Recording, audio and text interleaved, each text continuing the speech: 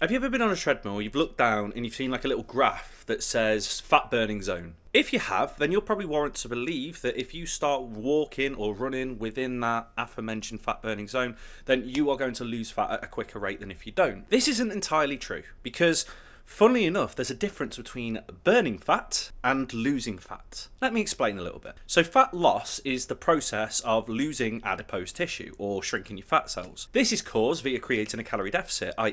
eating less calories than what you burn off. There is no ifs, buts or maybes about it. This is the only way to lose fat, not just the best way to lose fat. Fat burning, on the other hand, is an entirely different concept. Our bodies tend to use and prioritize carbohydrates when used as a substrate for energy. So our bodies tend to prioritize burning off carbohydrates to fuel our days, to fuel our workouts, to fuel our activities, whatever it is. However, when we start to approach a certain kind of intensity and length/distance of exercising, our bodies instead start to turn to fat as a substrate for energy, because dietary fat is a little bit more efficient for endurance-based work than carbohydrates. So let's say that you go into the gym and you start lifting weights. Your body is mainly prioritizing carbohydrates as a substrate to energy for use of lifting these weights. Then let's say you jump on a treadmill. Initially, your body is going to use carbohydrates to set you off and start working. But then, after a certain amount of time, as I said, usually about 1, 2, maybe even 3 minutes, our bodies will start prioritizing dietary fat for this energy use. Think of it kind of like a hybrid car.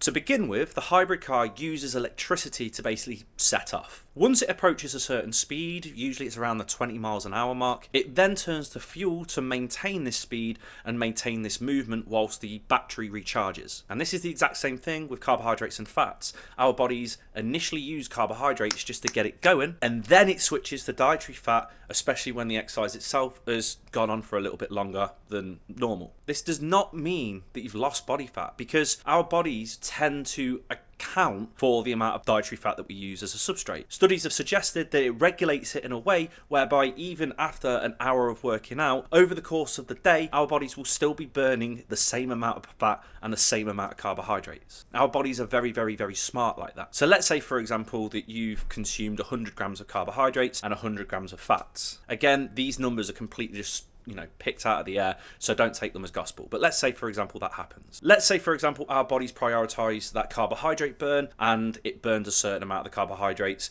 over the course of your session. And then it only burns a little bit of dietary fat, because even though our bodies prioritize one over the other, it still kind of uses both. By the end of that session, our bodies will have burned a certain amount of carbohydrates and a certain amount of dietary fats. You got the idea so far. Let's say, for example, you go on a jog or like a marathon or an endurance-based work. Our bodies will start prioritizing dietary fat as opposed to carbohydrates, and then after that whole exercise session, you will have probably burned off more dietary fat than carbohydrates, which is different to if you weren't doing an endurance-based exercise. But over the course of the day, our bodies will have most likely accounted for that and burnt off the same amount of carbohydrates and the same amount of dietary fats as what you would have done if you were literally just lifting weights. Burning fat and losing fat are not the same thing. The English language is just fucking shit. If you want to lose fat, create a calorie deficit. That's it. Eat less calories than what you burn off. If you like this video, give it a like. If you got any questions for me, comment below, because I'd be more than happy to answer them for you. And if you want to catch any more free fitness or fat loss based content without any of the bullshit, as always, make sure that you're either subscribed to this channel or following my Instagram at k.p_health. Peace.